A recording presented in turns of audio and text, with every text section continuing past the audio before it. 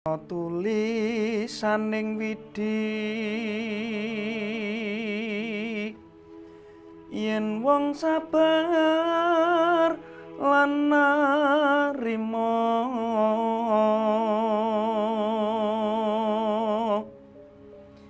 kinanjar dawa umure.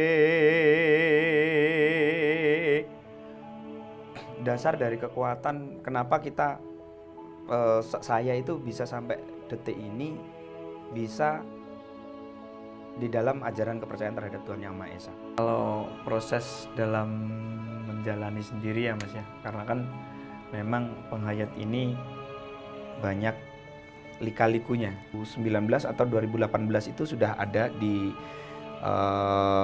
Untak Semarang, itu prodi kepercayaan terhadap Tuhan Yang Maha Esa. Satu-satunya kampus yang ada prodi kepercayaan terhadap Tuhan Yang Maha Esa di Indonesia. Di Indonesia. Hanya satu. Hanya satu. Itu swasta. Ya. Di kepercayaan pun sama, ada sesaji, ruang meditasinya, ruang tapa beratanya. Jadi di situ saya mengalami satu getaran hati yang luar biasa tuh. Loh, berarti kalau kayak gitu saya harus benar-benar menjaga ajaran orang tua saya nih. Hindu pakai, kalau sembahyang pakai saji kan, Ya. nah, itu kepercayaan juga pakai. Jadi kalau bahasa sesaji itu Mas, kalau di dalam ajaran kami itu sakjane.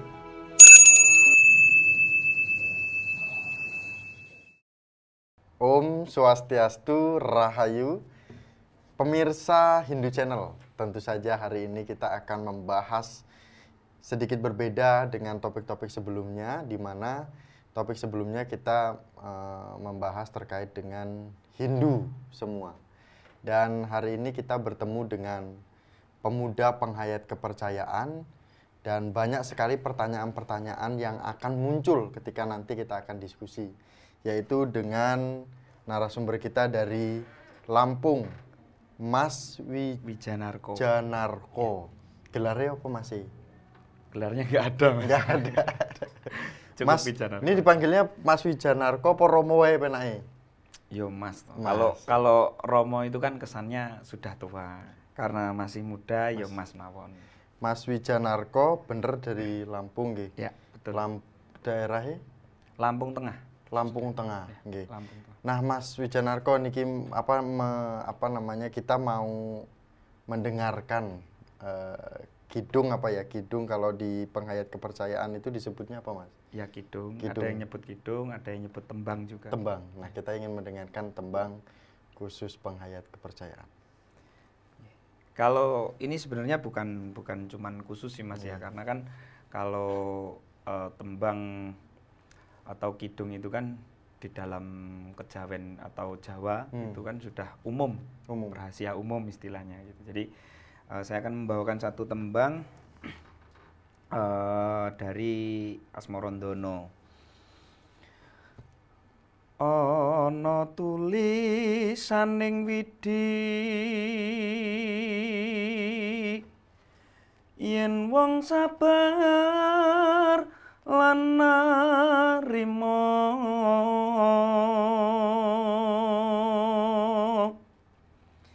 kinanjar dawa umure sugih kadang pamong mitra kinarce ing swasama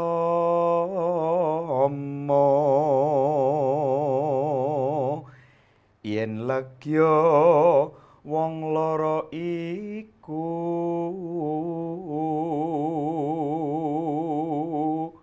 gampang gone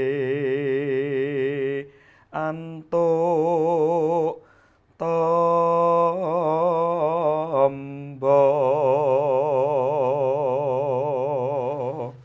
Kurang lebihnya seperti itu Mas. Ketika mendengarkan tembang atau kidung ini mengingatkan adanya pedalangan gitu, wayang. Ya, betul.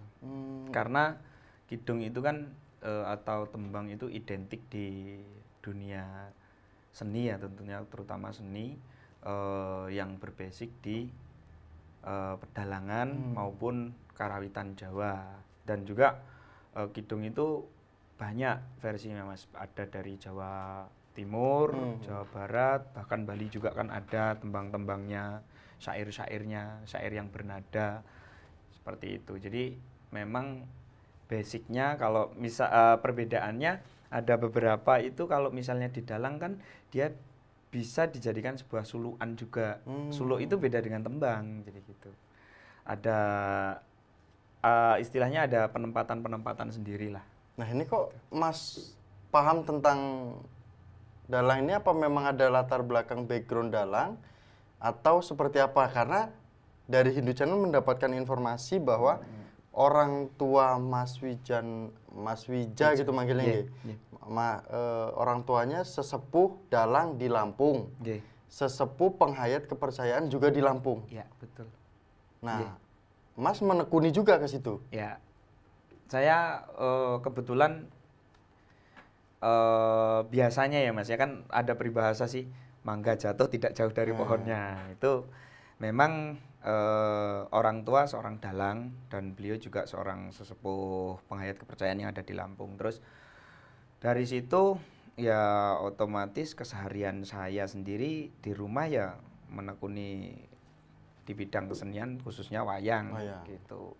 Terus ya pernah menempuh sih pendidikan sedikit di dunia pedalangan. Di mana kalau boleh tahu, Mas? Itu di Solo. Di Solo. ISI Solo. Institut Seni Indonesia Surakarta. Inilah tidak sia-sia pemirsa Hindu Channel, karena yang akan menjadi pembahasan juga tidak hanya terkait dengan pedalangan, tetapi ini menjadikan menjadikan Hindu Channel ini sebagai tempat informasi khususnya umat Hindu, umat penghayat kepercayaan, dan juga yang berkaitan dengan keleluhuran. Dan yang menjadi pertanyaan dari Hindu Channel ini adalah bagaimana kondisi penghayat kepercayaan saat ini, apalagi Mas sebagai generasinya nih kan gitu. Gimana Mas merasakan menjadi seorang penghayat kepercayaan kan seperti itu, sehingga dapat menjalani sampai titik ini kan gitu. Kalau proses dalam menjalani sendiri ya Mas ya, karena kan memang penghayat ini banyak lika-likunya dalam proses, dari segi kepengakuannya, dari proses dia bagaimana harus orang tuh bisa menerima penghayat ini gitu. Itu sangat panjang sekali cerita kalau dengan itu Mas, mungkin 1 jam nggak selesai itu gitu. Cuman untuk saat ini kami bersyukurnya bahwasannya di negara Indonesia yang kita cintai ini sedikit banyak sudah mulai mengakui keberadaannya.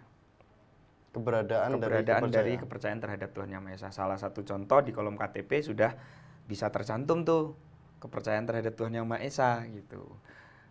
Terus di pendidikannya juga sama, sudah ada pendidikan kepercayaan terhadap Tuhan Yang Maha Esa, khususnya di SD, SMP, SMA, bahkan sampai perguruan tinggi gitu. Ya meskipun masih minim kan gitu, masih minim, tapi sudah ada, dan perhatian dari pemerintah pun sudah mulai ada juga, khususnya untuk pemerintah daerah itu sudah mulai bermunculan lah dengan pengakuan keberadaan dari kepercayaan terhadap Tuhan Yang Maha Esa. Nah sebenarnya Mas, kita sebenarnya tidak ingin menyinggung terlebih dahulu terkait dengan pendidikan, karena ya tetap itu nanti kita akan menjadi pembahasan. Namun yang menjadi poin dasar kuatnya aliran kepercayaan atau penghayat kepercayaan ini, apa yang menjadi dasar lakunya ini yang sehingga kuat sampai saat ini? Kalau ini saya nggak mencontohkan orang lain ya, saya mencontohkan diri saya sendiri.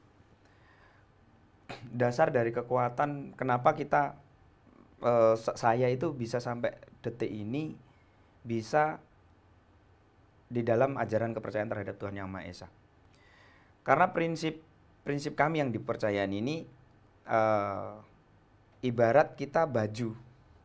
Kalau kita punya baju sendiri, kenapa kita harus pinjam baju orang lain? Gitu. Jadi sejelek apapun, mau serumit apapun, mau sebagaimanapun sulitnya, kalau itu milik kita ya tetap kita pertahankan, kan seperti itu. Nah, sama di dalam ajaran ini pun, kenapa sampai detik ini saya masih berada di dalam ajaran kepercayaan terhadap Tuhan Yang Maha Esa? Karena ya tentunya orang tua saya juga orang penghayat, tidak lepas dari itu, kan seperti itu. Terus yang kedua, saya lebih mempunyai satu istilahnya seperti dasar bagaimana saya harus menjaga ajaran leluhur yang turun-temurun ini. Karena kakek juga penghayat, orang tua juga penghayat, terus saya sendiri sekarang gitu. Jadi ketika saya menceritakan sebuah kenapa saya tetap di penghayat ini, saya teringat dari teman saya yang justru dia menceritakan bagaimana saya harus menjaga warisan dari orang tua saya. Warisan satu-satunya dari orang tua saya itu ya kepercayaan gitu. Jadi di situ saya mengalami satu getaran hati yang luar biasa tuh. Loh, berarti kalau kayak gitu saya harus benar-benar menjaga ajaran orang tua saya nih gitu. Jadi disitulah menjadi salah satu dasar kenapa kita memang benar-benar harus kuat dalam menjaga ajaran kepercayaan terhadap Tuhan Yang Maha Esa ini. Dan saya banyak melihat dari sisi lain sih Mas sebenarnya. Sisi lain dari spiritualnya misalnya. Spiritualnya ya kami di penghayat ini mengalami satu ketenangan batin aja di dalam satu ajaran itu gitu. Jadi kami menemukan sesuatu hal di dalam ajaran itu yang membuat kami lebih beriman kembali kepada ajaran kepercayaan terhadap Tuhan Yang Maha Esa. Karena misal satu contoh kalau orang lain ngomong meditasi itu bisa membawa kita di alam bawah sadar. Justru kalau di kami mengatakan malah justru terbalik. Kita meditasi itu mengantarkan kita ke alam yang benar-benar sadar. Gitu. Karena nggak mungkin kita setelah meditasi kita nggak ingat kan? Pasti kita ingat. Gitu. Ini tadi apa yang terjadi dengan saya? Badan saya merasakan apa? Hangat atau dingin atau misalnya seperti taruhlah di dalam satu ruangan yang hampa atau memang hening, tidak ada terdengar sesuatu apapun meskipun di situ banyak lalu lalang gitu. Jadi di situ itu yang menjadi saya pribadi lebih menguatkan saya kepada ajaran kepercayaan terhadap Tuhan Yang Maha Esa. Nah, kemudian menjadi kekuatan dari penghayat kepercayaan ini lebih dekat, kalau apa bisa dikatakan lebih dekat ke condong ke Hindu atau condong ke keyakinan lain? Karena tadi apalagi berbicara meditasi, spiritual, Hindu itu tidak bisa terlepas daripada itu. Apalagi sesaji Banten, penuh dengan simbol seperti itu. Kalau di kepercayaan apakah juga merasa dekat dengan Hindu, atau Hindu sebenarnya yang membutuhkan kepercayaan kan gitu? Kalau saya tidak ingin mengatakan kalau Hindu lebih dekat daripada penghayat ataupun penghayat lebih dekat dengan Hindu. Tidak. Yang pasti memiliki satu kesamaan. Gitu. Jadi memiliki satu kesamaan karena di kepercayaan pun sama, ada ruang meditasinya, ruang tapa bratanya, ruang istilahnya kalau di kamar sucinya ada juga gitu. Terus tempat sembahyangnya juga ada juga. Terus kalau misalnya saya punya bapak angkat, beliau juga seorang Hindu, beliau seorang mangku, beliau punya Sanggar Pamujan. namanya Sanggar Pamujan. Itu di rumah beliau. Nah, kami juga ada gitu. Jadi kalau dikatakan mendekati sih enggak, ya memang memiliki kesamaan gitu. Kalau misalnya terkait dengan meditasi dan lain sebagainya, ya hampir sama gitu. Memang memiliki kesamaan itu, sesaji dan lain sebagainya, ya itu memang ada gitu. Kalau di kepercayaan seperti itu. Nah, kalau di kepercayaan ini kan ketika kita nih, karena nanti umat Hindu Senusantara ini nonton nih, Mas. Jadi jangan sampai nanti ini beda persepsinya sangat liar gitu. Yang disebut sama itu sama apa dulu? Karena di Hindu misalkan contoh ada ajaran Trikita Karana, Trikaya Parisuda, kemudian cinta kasih gitu kan. Apakah di kepercayaan juga memiliki nilai yang bisa disebutkan hampir sama dengan ajaran Hindu juga? Mungkin sebutannya apa ajarannya kan gitu, atau lakunya kan gitu. Kalau yang saya katakan kemiripan atau sama itu ya Mas ya, Hindu pakai, kalau sembahyang pakai saji kan, nah, itu kepercayaan juga pakai. Salah satu contoh tradisi leluhur nenek moyang dari penghayat sendiri, nenek moyang kita dulu misalnya setiap neton nih, neton ada sesajinya kan gitu. Misalnya kalau yang umum nih, wedang-wedangan, misalnya ada kopi pahit, kopi manis, teh pahit, teh manis, terus susu dan lain sebagainya, itu disajikan gitu. Terus misalnya kesenangan dari neneknya tuh dulu apa? Misalnya sayur lodeh gitu. Sayur lodeh, ya udah. Kita waktu beliau ninggalnya hari apa? Malam Minggu Wage. Setiap malam Minggu Wage itu kita ngasih sesaji itu. Yang nantinya meskipun misalnya nih ada misalnya anak saya nih, kalau saya di belakang misalnya saya nyajiin terus anak saya tiba-tiba nyeruput aja makan, ya nggak masalah gitu. Gitu kan. Mungkin neneknya atau buyutnya kan tahu, aduh cucu saya makan duluan kan gitu. Ini guyonannya di situ tuh Mas. Cuman itu menjadi satu. Jadi kalau bahasa sesaji itu Mas, kalau di dalam ajaran kami itu sakjane. Sakjane. Jadi begini Mas, ada di dalam ajaran kami itu jangankan yang sudah mati, yang belum mati aja kita kasih saji. Gitu. Satu contoh, saya merantau. Ini boleh dicoba. Ini kita merantau. Misalnya Mas merantau di jauh. Nah, ibu emas ini dari rumah itu ngasih nasi, ngasih lauk, terus ngasih minuman, terus diserahkan sama sampean. Nama sampean misalnya Miko. Miko, ini makan dulu nak. Sampean di perantauan itu tidak akan pernah merasakan lapar. Saya yakin. Gitu. Kenapa seperti itu? Karena ada energi tersendiri yang itu jelas pasti itu karena doa dari seorang ibu loh itu. Kan gitu. Dan sama ketika anaknya memberikan sesuatu kepada orang tuanya yang sudah meninggal, itu adalah salah satu doa. Gitu, aplikasi dari sebuah doa gitu. Terus ada bahasa lagi, waduh itu berarti membuang-buang makanan Mas. Mubazir itu kalau kata orang ini. Itu membuang-buang makanan Mas. Itu tidak dibuang.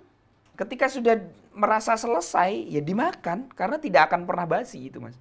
Kenapa saya katakan tidak akan pernah basi? Sebelum basi sudah dimakan gitu maksudnya. Gitu. Jadi misalnya sore hari ini nih, misalnya jam 7, misalnya pasang sesaji kan. Ya udah kalau misalnya sayurnya habis ya udah lorot aja punya mbah gitu. Gitu. Seperti itu karena kita lebih menghargai leluhur di situ itu. Gitu. Berarti kalau di kepercayaan ini sangat utama sekali terkait dengan keleluhuran seperti itu. Betul sekali. Itu ibaratnya bagaimana ya kalau kita misalnya jadi seperti ini Mas, kalau dalam ajaran kepercayaan itu salah satunya ini ya, terutama di kepercayaan saya sendiri, seseorang tidak akan pernah baik hidupnya ketika dia tidak mengetahui tentang leluhurnya. Gitu. Sama ketika lingkup kecil dari ketika beliau Paduka Soekarno mengatakan jangan lupakan jas merah, jangan lupakan sejarah. Hidup manusia itu punya sejarah pribadi. Kamu anak siapa, kakekmu siapa, buyutmu siapa. Kalau di dalam bahasa ini dikatakan nasab. Ini. Nah, kita sebagai orang kepercayaan istilahnya mengingat dan berbakti kepada yang lebih dulu dengan kita. Karena kita nggak akan ada nih kalau tanpa mereka. Gitu. Jadi benar-benar sangat menghargai dengan sejarah diri pribadi gitu maksudnya. Jadi karena kan kalau misalnya ini secara luar ya Mas ya, secara luar ada ajaran tuh Sangkan Paraning Dumadi. Misalnya dikatakan Sangkaran Paraning Dumadi itu saya katakan kamu asalnya dari mana, hidup di dunia ini untuk apa tujuannya, terus kamu kembalinya di mana gitu. Itu. Terus kalau kenapa kita harus mempelajari terkait dengan menghargai dengan kebudayaan yang namanya menghargai dengan leluhur kita sendiri? Karena kita harus tahu kita tuh lahir dari mana. Gitu. Kita tuh asalnya dari siapa? Gitu. Jangan-jangan nih kakek canggahnya, buyutnya atau apa itu ternyata seorang raja yang memang kita nggak tahu gitu kan? Kita nggak tahu dengan itu nggak akan pernah tahu gitu loh, maksudnya saya seperti itu. Itu ajaran di kami seperti itu, khususnya di saya ajaran tunggul jadi saya ini di kepercayaannya paguyubannya adalah Tunggul Sabdo Jati, Mas. Oh, ada paguyuban. Ada paguyuban sendiri. Paguyuban itu dalam bentuk organisasi seperti itu atau? Ya, betul, organisasi. Kalau di Indo ada paguyuban Majapahit juga. Ya, gitu betul. Itu seperti itu. Jadi dia yang pembedahan satu ajaran itu sendiri, gitu. Macam-macam Mas, banyak sih.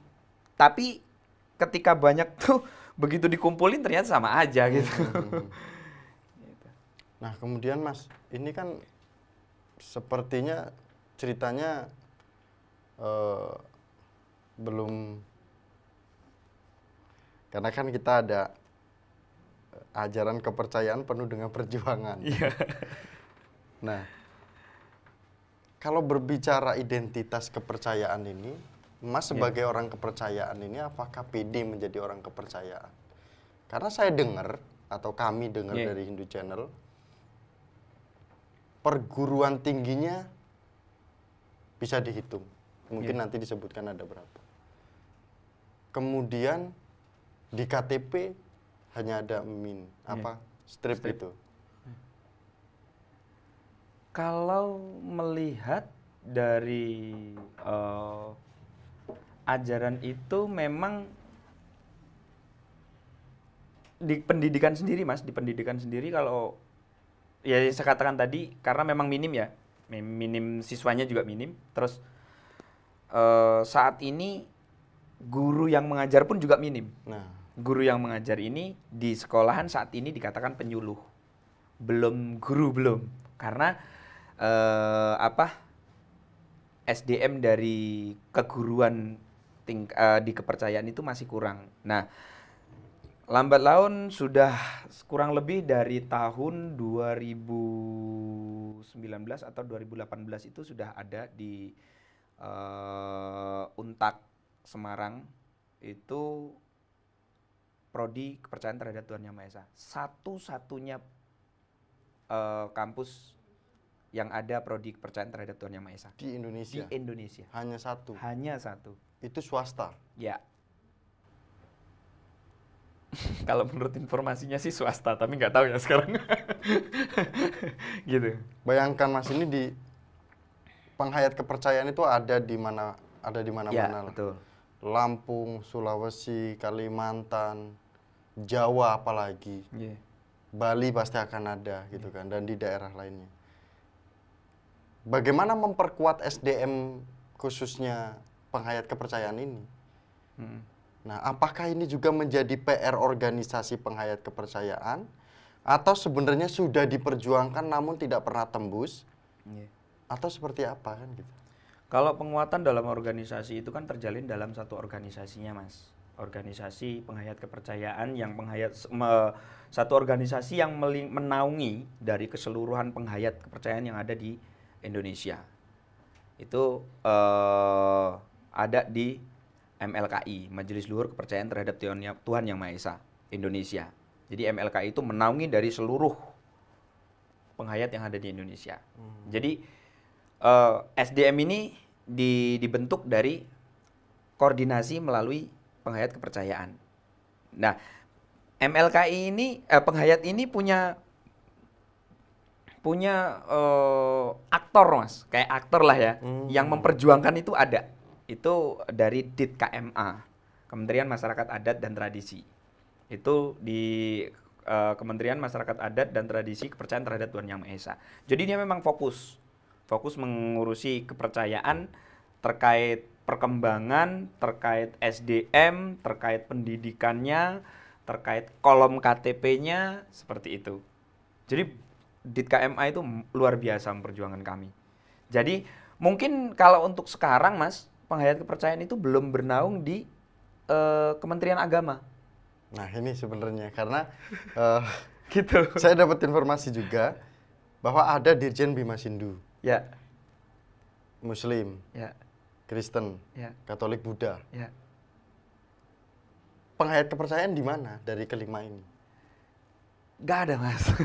Kalau penghayat kepercayaan itu di bawah naungan atau berlindung di Dinas Pendidikan dan Kebudayaan.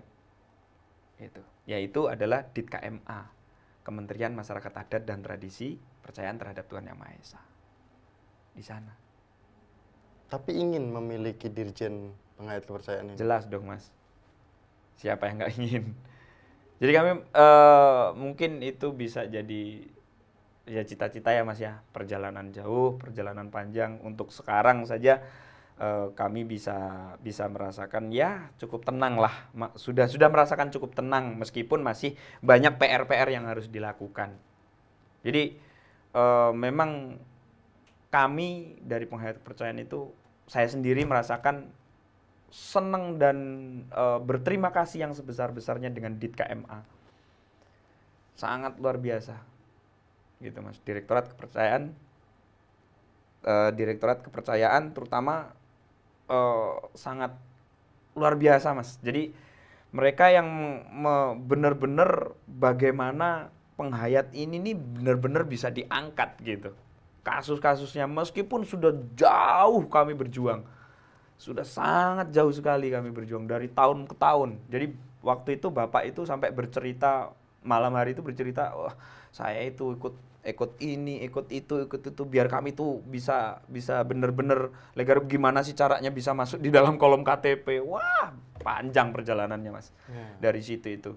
Terus dari perjalanan itu yang penghayat kepercayaan terhadap Tuhan Yang Maha Esa ini di KTP sejak keputusan MK tahun 2016, putusan MK nomor 97 PUU ke-14 2016. Itu masih sebelum setelah itu baru boleh dikatakan kepercayaan terhadap Tuhan Yang Maha Esa. Tapi sebelum 2016 itu di tahun sekitaran 2006 itu masih strip gitu.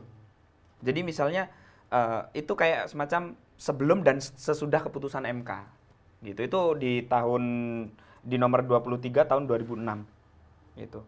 Dilanjutkan perubahan UU Adminduk 2024 tahun 2013 di KTP itu masih tertulis strip. Gitu. Di tahun 2016 baru ada. Kalau KTP Mas sekarang? KTP saya masih strip, Mas. Masih strip. Masih Tapi strip. sudah ada yang keterangannya kepercayaan, sudah ada keterangan Sudah. agama. Kalau di dalam keterangan kepercayaan itu kalau di KK, Mas. Oh, di KK. Di KK saya membuat langsung kepercayaan terhadap Tuhan Yang Maha kepercayaan. Gitu. Terus kalau misalnya di KTP, nah terkendalanya banyak di situ itu, Mas, karena kolom KTP di KTP-nya itu berbeda gitu. Tidak agama kepercayaan terhadap Tuhan Yang Maha Esa. Bukan. Jadi kolom KTP-nya tuh kepercayaan terhadap Tuhan Yang Maha Esa, seperti itu. Kepercayaan kepercayaan terhadap Tuhan Yang Maha Esa. Jadi waktu kemarin saya pulang memang kan membuat Saya membuat Mas dari beberapa kadang penghayat atau teman-teman penghayat itu mau buat. Kebetulan saya di situ yang istilahnya eh, diharapkan saya itu mampu mewakili mereka dalam pengurusan itu gitu. Jadi waktu itu saya sendiri yang mengurusi dan kebetulan selesai dan negara tidak mempersulitnya sekarang, Mas. Sekarang di Lampung sendiri ya maksud saya. Maksud saya di Lampung. Saya belum begitu mengetahui di mana di daerah lain. Cuman kalau di Lampung itu sudah. Jadi kita cukup lewat kecamatan saja, lewat desa gitu. Kalau dulu kita harus ke Dukcapil langsung karena mereka nggak mau ngurusin gitu. Kalau sekarang kita buat di kampung, persyaratannya apa, Mas? Oh, persyaratannya ini, Mas. Biasanya ada surat pernyataan bahwasannya dia dinyatakan sebagai warga penghayat kepercayaan oleh pemangku kepercayaan sendiri atau sesepuh dari kepercayaan itu. Ketika dia sudah menyatakan, terus tanda tangan dari majelis luhur memberikan satu surat rekomendasi bahwasannya menyatakan bahwa dia adalah warga kepercayaan terhadap Tuhan Yang Maha Esa yang saat ini berada di dalam naungan majelis luhur kepercayaan terhadap Tuhan Yang Maha Esa. Itu langsung dibuatkan dan surat rekomendasi itu tidak susah kami membuatnya karena memang dari MLKI sendiri ya. Karena mereka memang rumah kita, ibaratnya rumah MLKI itu sebagai rumah kita, rumah penghayat. Jadi begitu itu dinyatakan, mereka membuatkan surat rekomendasi, udah jadi. Gitu aja. Kalau sekarang posisinya di Lampung, Mas, gitu. Saya kurang paham kalau di wilayah lain. Sebenarnya saya banyak penasaran sebenarnya, Mas. Okay. Apalagi terutama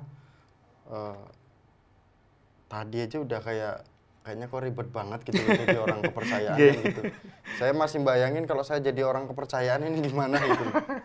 Iya betul. Nah, ini saya masa kecilnya Mas ini dulu ini sebenarnya nggak perlu ditanya, cuman saya nggak bisa ngebayangin di masa kecilnya ada seorang penghayat kepercayaan, orang yang Hindu aja masih belajar dengan agama lain gitu loh. Baik Kristen, Muslim, Katolik kadang ikut gitu loh. Nggak sadar dia itu tiba-tiba di kelas 6 SD atau dia di kelas 5 itu kalau di kampung itu udah kayak, loh kok tiba-tiba saya Muslim, tiba-tiba saya Kristen, tiba-tiba saya Hindu atau tiba-tiba saya ke keyakinan lain kan gitu. Kalau penghayat kepercayaan gimana nih dulu Mas ngerasain saya nggak ngebayangin anak masa kecilnya itu loh. Kalau saya sebenarnya memang kepercayaannya atas dasar pemilihan saya sendiri, Mas. Dulunya kecilnya nggak kelimpang-kelimpung gitu? Enggak, kecilnya saya Muslim. Kecilnya saya belajar Muslim. Maaf, saya belajar Muslim karena waktu itu memang penghayat belum diakui. Gitu. Penghayat belum diakui dan kalau penghayat kepercayaan itu dibilang ya musyrik tak beragama gitu. Terus bahkan kita punya notabene yang wah itu perjalanan jauh zaman dulu lah ya Mas ya. Yang kita mungkin nggak perlu flashback ke sana. Cuman waktu zaman kecil ya saya waktu itu sempat ke Muslim. Terus waktu SMP, nah SMP nih Mas mulai. Tempo itu saya ingat betul Mas. Ujian baca Quran.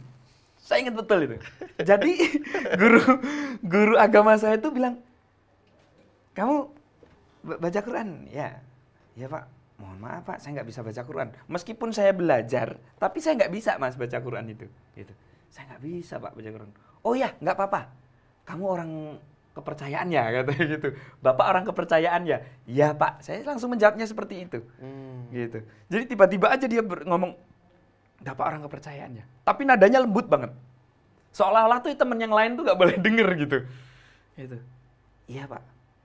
"Ya udah nggak apa-apa. Udah di sini aja." Dia nulis tuh. Udah gitu aja. Terus, udah ya gitu. Udah Pak ya. Udah, ya udah. Keluar sana. Ya udah keluar kita. Gitu.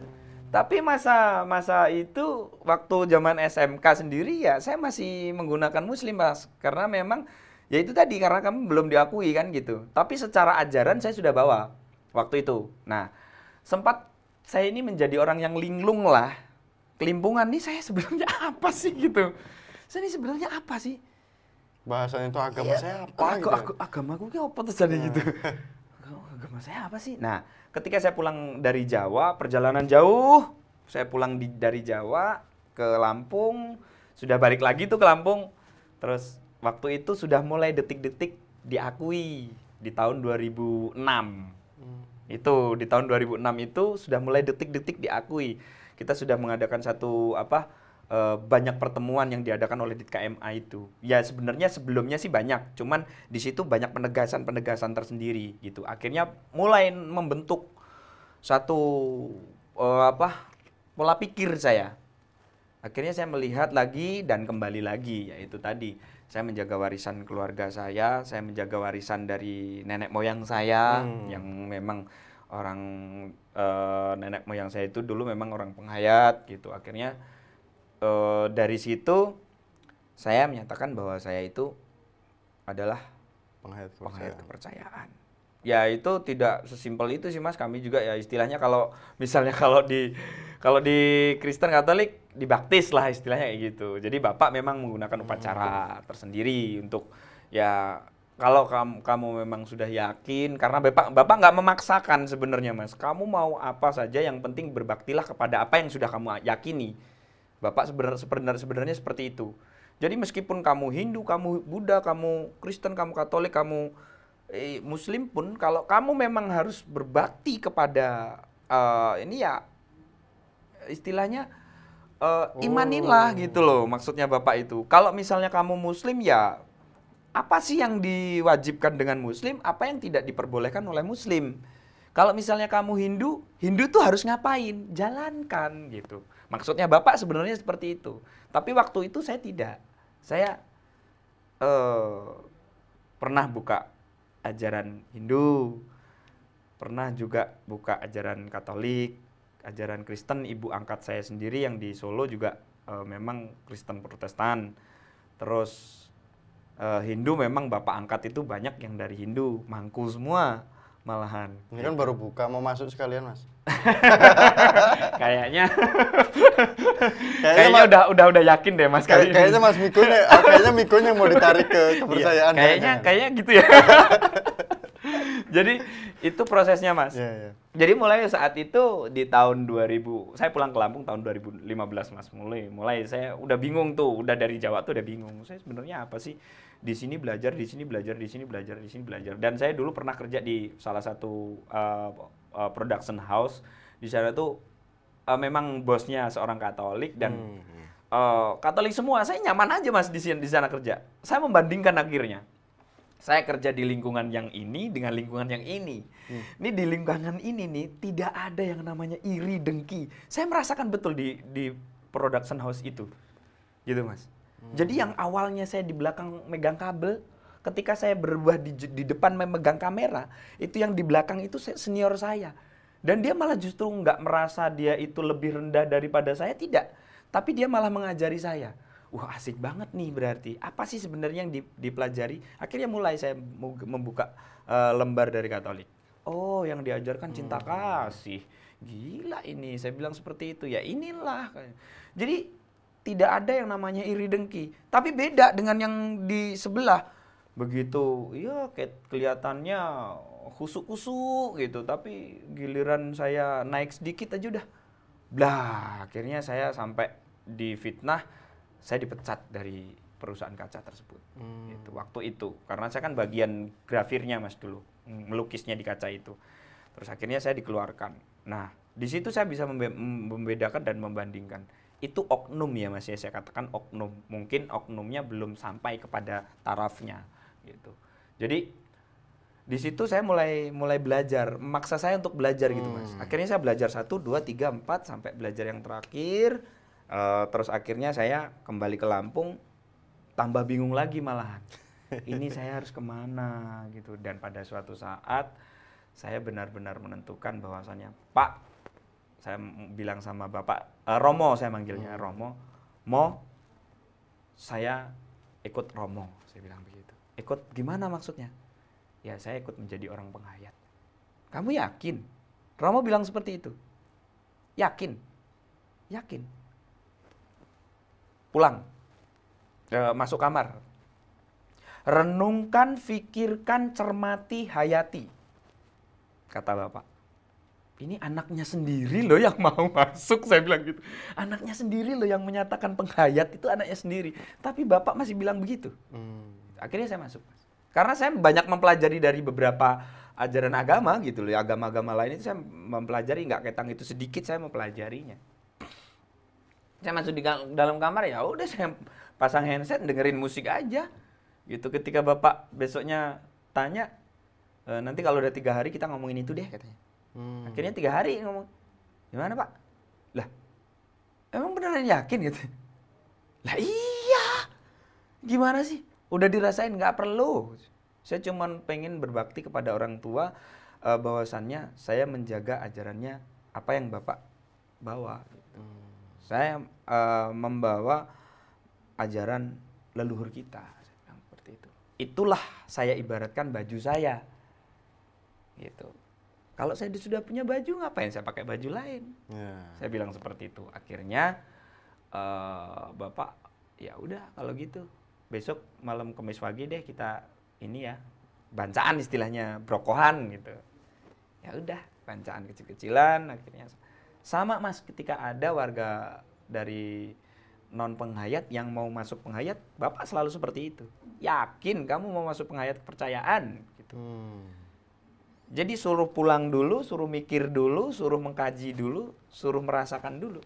Karena mungkin menjadi orang kepercayaan itu, maksudnya menjadi orang yang penghayat kepercayaan itu, dalam menjalani hidup itu sangat berlika-liku mungkin. Iya, nggak dari gampang. Segi real kita kebutuhan sehari-hari kita bisa terhambat mungkin. Iya jelas dong mas. Kita nggak tahu kan, siapa tahu ada orang yang memang canggung dengan bahasa kepercayaan misalnya. Agama kamu apa? Kepercayaan terhadap Tuhan Yang Maha Esa. Apalagi itu aliran sesat ya? Nah ini tambah bingung lagi kita kan gitu. Jadi ini satu apa ya mas ya? Satu kepastian gitu yang kita ingin. Lo bener-bener siap enggak gitu. Jadi konsisten. Kalau kamu memang jadi orang penghayat, laku dalam penghayat ini harus dijalankan dengan sebenar dan sebaik-baik mungkin. Seperti itu. Nah, ini sebenarnya kita menarik pemirsa Hindu Channel. Kita akan bahas mungkin terkait dengan upacara-upacara, terkait dengan sesaji, dan juga terkait dengan hal apapun yang berkaitan dengan penghayat kepercayaan. Mungkin dari pemirsa Hindu Channel ingin bertanya juga. Dan ini menjadi pertanyaan yang terakhir juga, dan semoga nanti kita bisa ketemu lagi mas. Siap. Bisa main ke studio atau kami dari Hindu Channel bisa ke Lampung. Siap. Nah, pendidikan sangat minim sekali, bahkan hanya satu, itu hanya swasta. Kemudian ketika kita berada di lingkungan disebut sebagai penghayat kepercayaan, kita bingung menjadi anak kecil yang sebagai keturunan penghayat kepercayaan, bingung gitu kan. Nah, kemudian nanti ketika kita menunjang pekerjaan untuk karir kita ke depan, itu akan terhambat juga. Dan bahkan sekarang sudah mulai pede atau mulai bangkit terkait dengan penghayat kepercayaan, dengan ditentukannya sudah diketok palu di MK, gitu kan.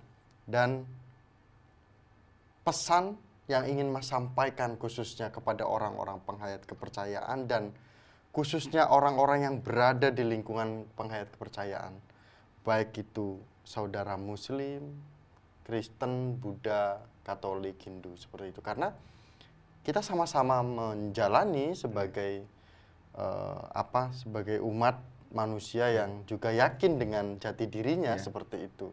Apalagi Mas sudah menemukan jati dirinya tadi, disampaikan sampai dari pola dari masa kecil sampai kuliah sampai itu kan luar biasa sekali. Silakan. Sebenarnya kalau misalnya pesan sih dari saya pribadi ya Mas ya, kenapa saya istilahnya memberanikan diri untuk muncul, terus kami dengan teman-teman pemuda penghayat juga mulai menggalang satu organisasi kepemudaan yang di sana memang sebagai wadah kepemudaan dan regenerasi selanjutnya kan, seperti itu.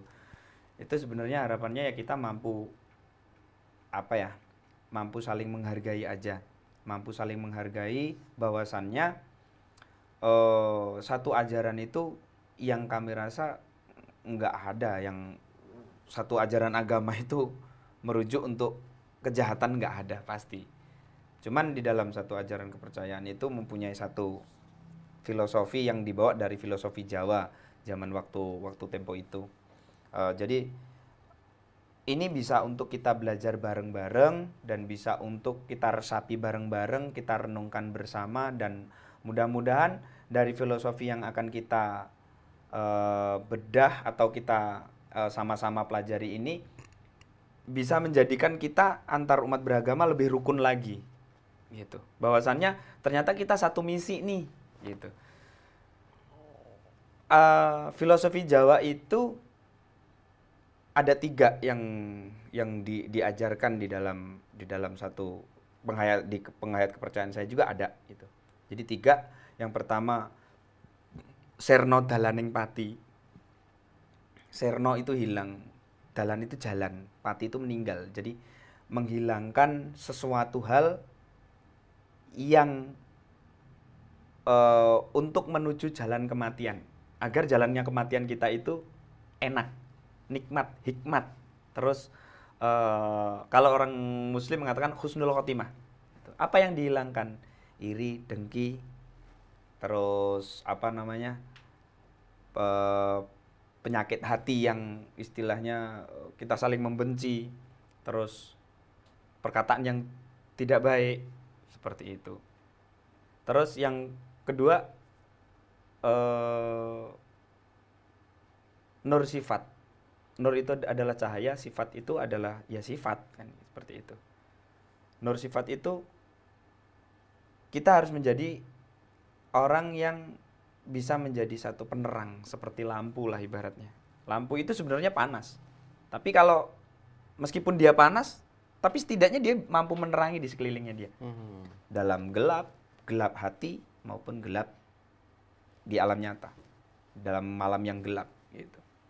Yang kedua, yang ketiga, kebak tanpa luber.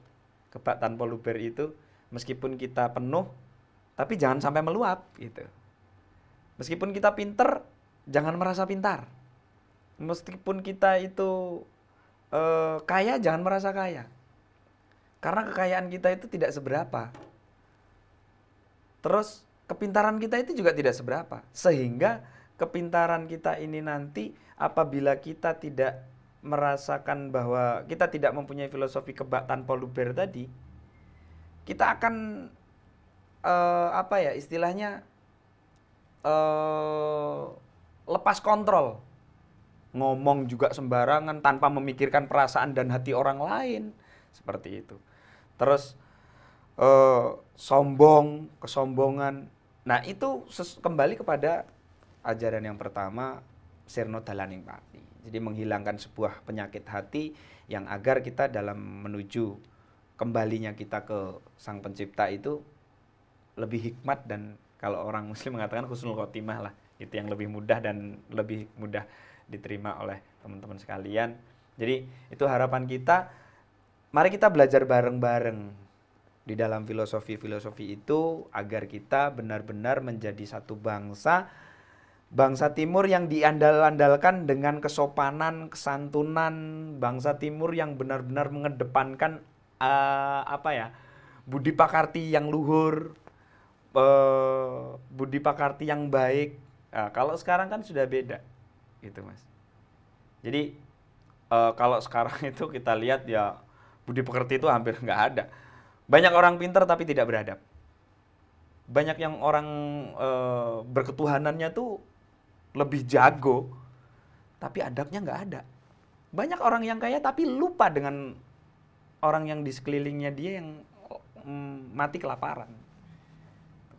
Nah ini satu harapan, satu harapan dan satu pesan lah untuk kita semua, bahwasannya agar kita ini memang benar-benar menjadi satu bangsa yang rukun, gemah ripah lojinawi, yang selalu mengedepankan ajaran budi pakarti luhur. Terima kasih Mas Wijanarko, luar biasa. ini saya merasa lebih dekat dengan penghayat kepercayaan. Karena nilai, pesan, dan juga laku yang disampaikan oleh Mas Wijanarko juga sebagai orang yang sudah menemukan jati diri, ketika kita ngobrol ataupun kita semua mendengar, kita patut bangga bahwa saudara kita dari penghayat kepercayaan benar-benar menjaga nilai-nilai keleluhuran itu. Sehingga alam semesta ini, hubungan manusia dengan manusia, hubungan manusia dengan alam, dengan lingkungan, dan sesama terjalin dengan damai. Seperti itu, dan kami tutup dengan Paramasanti bersama dengan kita umat Hindu, dan juga salam rahayu dari saudara penghayat kepercayaan. Paramasanti. Om Santi, Santi, Santi, Om Rahayu. Atur suwun Mas, sehat-sehat.